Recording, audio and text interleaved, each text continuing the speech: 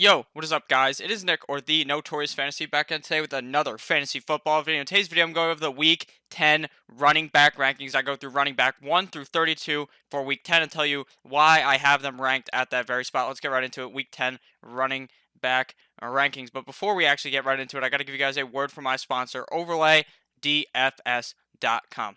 OverlayDFS.com is my favorite website to play daily fantasy on. And it is very, very, very simple. Even I can get and play well on this website. Now, it is very, very simple. Like I said, it's a start sit format. All you got to do is make 12 picks plus 3 alternate picks, and it is super simple. Pretty much right here, you can see one of the examples here would be Lamar Jackson versus Aaron Rodgers. Personally, Lamar Jackson against the Cincinnati Bengals, I think that is a very easy matchup. So to me, I think he will outscore Aaron Rodgers against the Carolina Panthers. It is that easy. All you got to do is do that 11 more times plus the 3 alternate picks, and you can go and try to win that money. Now, if you go that perfect 12 and 0 in the $109 game, you could win $28,000. I know that's like a lot of money, but even in the $2 game, you could win roughly $3,500 if you have that beautiful 12 and 0. Now, if you were in the top 10%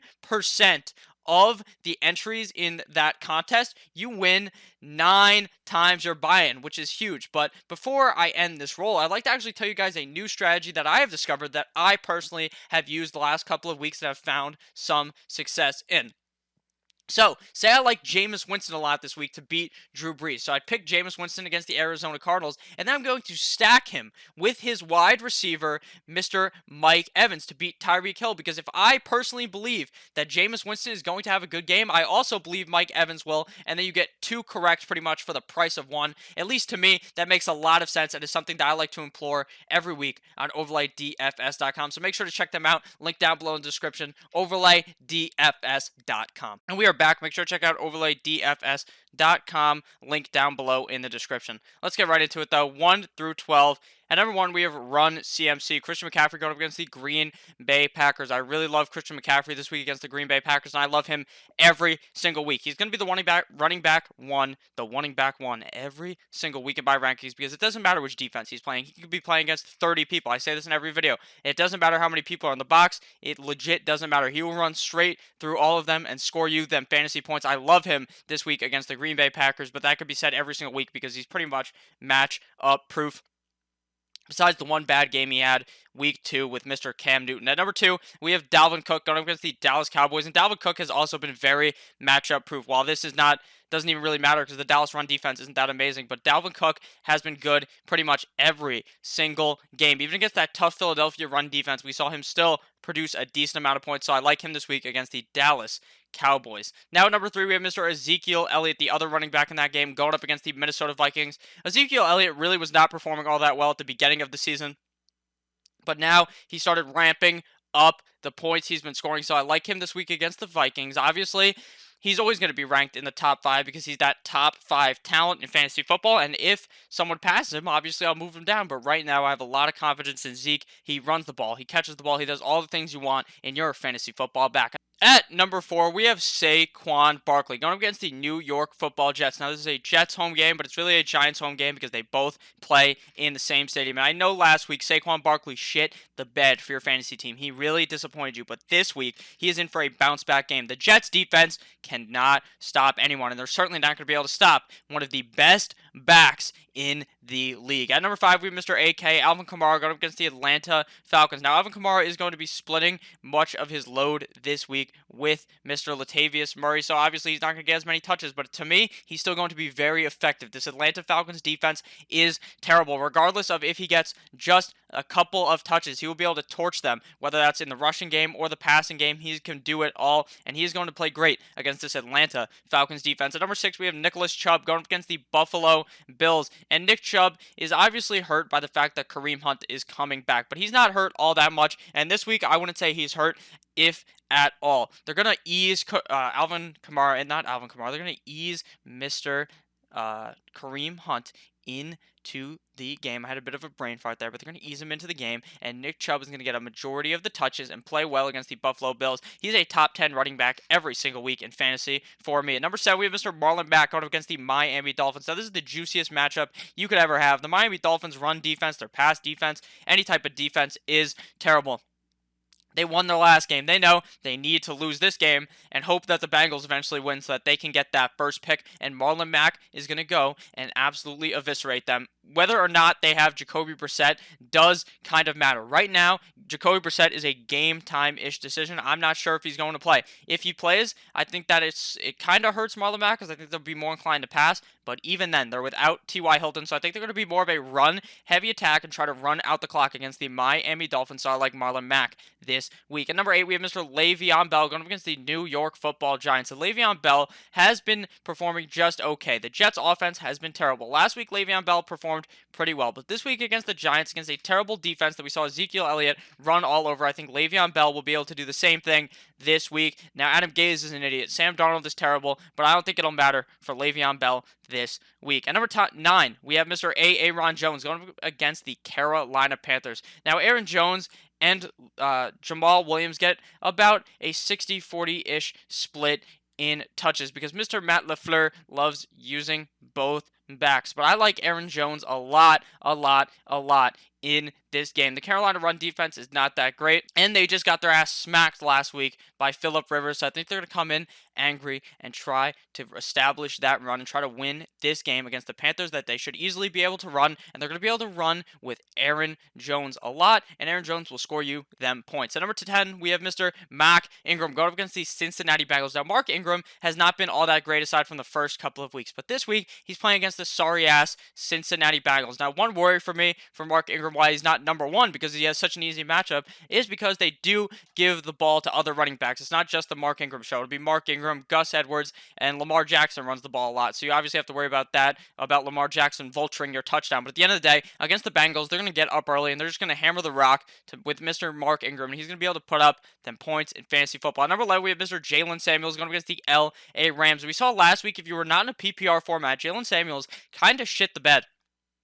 Only getting around 6 or 7 points, but in PPR, he was up there near the 20s. Now, this week against the Rams, I think it'll be the same thing for PPR leagues. James Conner likely out, and if he's out, Jalen Samuels is a top 12 guy you have to slot in your flex position or as your running back too. He is going to be great this week against even a good Rams defense. Number 12, we have Chris Carson going up against the San Francisco 49ers. Now, I know the 49ers defense is tough, and we saw the fact that teams are not running the ball as well on them, but I still think Chris Carson is going to be able to perform even up against a tougher type of run defense. The Seahawks love running the ball, and so does Chris Carson. He gets a majority of the touches. I would not worry too much about Mr. Rashad Penny in this matchup. Now into 13 through 24, so if you guys have enjoyed the video thus far, please make sure to click that subscribe button down below. At number 13, we have Mr. D-Rock Henry going up against the Kansas City Chiefs. Now, Derrick Henry had a very good game last week. I think this week against the Kansas City Chiefs, this should be another big game for him. They're going to run the ball a lot. The Kansas City run defense is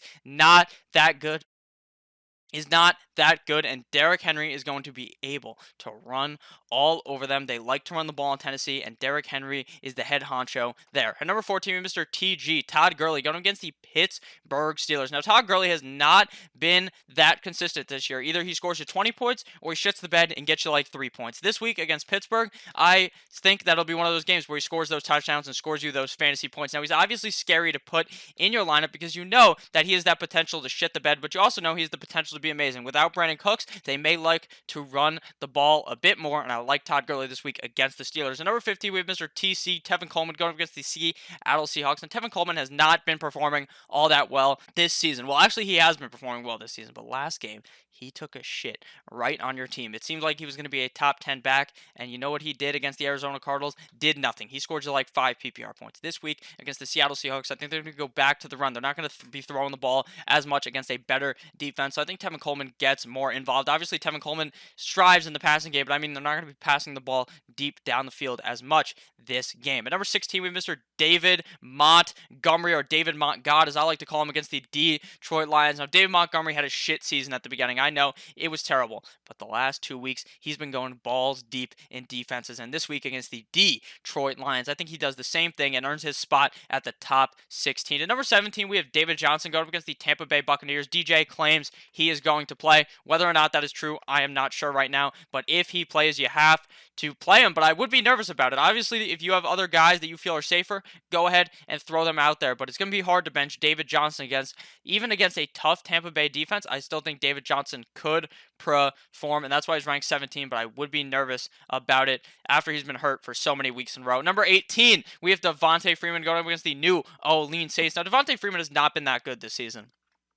In the offseason, I was touting not drafting him, and that reality has become true. It would have been dumb to draft him, but right now, against the New Orleans Saints, I think he will have a better game. Matt Ryan obviously coming back, so I think he'll be okay, but I don't love having him in my lineup this week. At number 19, we have Mr. Devin Singletary going up against the Cleveland Browns. Now, I see a lot of people have him ranked a lot higher than this. A lot of people believe in him. They may be in his top 12, but to me, I am not doing that just yet. Frank Gore, the old fuck, is still there, and against the Browns, they may still be splitting those touches. They may go back to their older ways and try to split the touches. I wouldn't always buy in necessarily to Devin Singletary just yet, but he's still obviously a running back too. At number 20, we have Mr. Jamal Williams going up against the Carolina Panthers. Now, I know Jamal is the running back two on the Green Bay Packers, but like I said for Aaron Jones, Mr. Matt LaFleur loves splitting the carries. He loves sharing that load, and Jamal Williams is going to get enough of that to be worthy of being an RB2 this week against the Carolina Panthers. Number 21, we have Mr. Ronaldo Jones II going up against the Arizona Cardinals. Now, Bruce Arians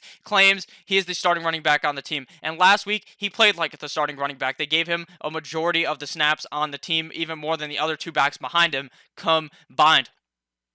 But what you have to worry about is the fact that Bruce Arians is a liar. So this week, I should say, against the Arizona Cardinals, it may not be the Ronald Jones show. He's ranked so high because the Arizona Cardinals' run defense is terrible, and he could absolutely gouge them or gash them, whatever you want to fucking call it, destroy them. But I would be worried because Bruce Arians tends to lie about the running back touches. At number 22, we have Latavius Murray going up against the Atlanta Falcons. Now, like I said with Alvin Kamara, they're going to split the rushing load on that team. So Latavius Murray is still a running back too because he will be able to perform getting a decent amount of touches. And even if he doesn't get too many touches, like I said, this Atlanta Falcons defense is terrible. Latavius Murray is a great running back, and he'll be able to perform even with a low amount of touches, but I think they really do ease Alvin Kamara back, and Latavius gets a decent amount of touches. Number 23, we have Mr. D. Willie, Damian Williams going against the Tennessee Titans.